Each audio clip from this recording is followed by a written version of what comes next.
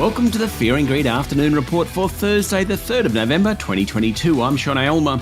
Every afternoon, we've got the 5 stories that happened today that you need to know about. Story number 1.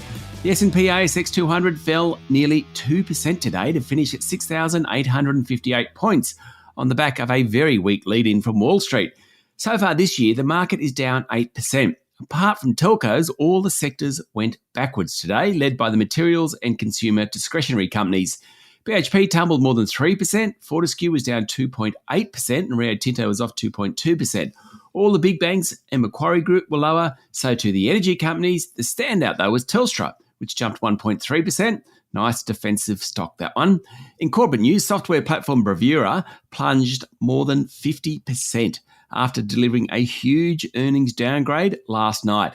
A2 Milk jumped 4% today after it said the US Federal Drug Administration had approved its application to sell infant formula in North America.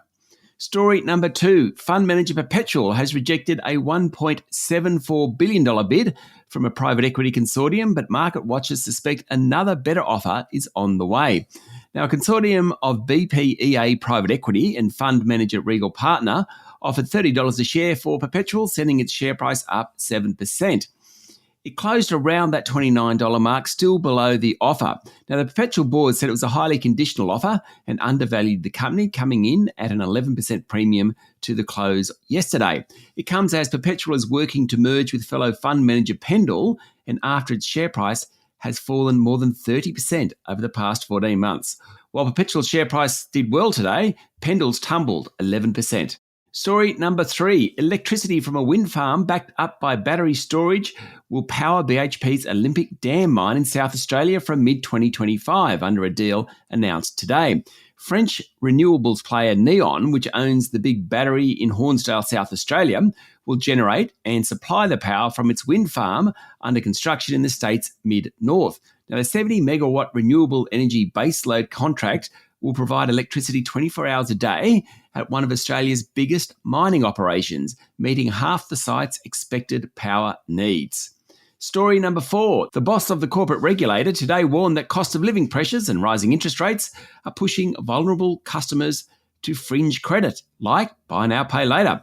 ASIC boss Joe Longo said accessing mainstream credit was very hard for some people who are in financial hardship and arrears on their loan repayments. He said there were some harmful and predatory credit products in the market, which ASIC was focusing on, and the regulated surveillance efforts were targeting credit cards and buy now, pay later. And finally, story number 5, quite the night on Wall Street. The US Federal Reserve lifted interest rates by 75 basis points this morning for the 4th consecutive meeting, but gave some hints that maybe the pace of increase will slow. The Fed's worried that inflation isn't slowing fast enough and is prepared to put the world's largest economy into recession if it has to slow the pace of price increases. Wall Street was trading about 1% higher ahead of the announcement, then slumped, led by a sell-off in the tech stocks and consumer discretionary companies. By the end of trading, the broad-based S&P 500 had lost 2.5%. It's quite a swing. And the tech-heavy Nasdaq was down 3.4%. That's it for the afternoon report for Thursday, the 3rd of November, 2022. Don't forget to hit follow on the podcast and find Fear and Greed on LinkedIn, Twitter and Facebook. Join Michael Thompson and I tomorrow morning for the Fast 5 by Fear and Greed, the top 5 business stories you need to know in just 5 minutes. I'm Sean Aylmer. Enjoy your evening.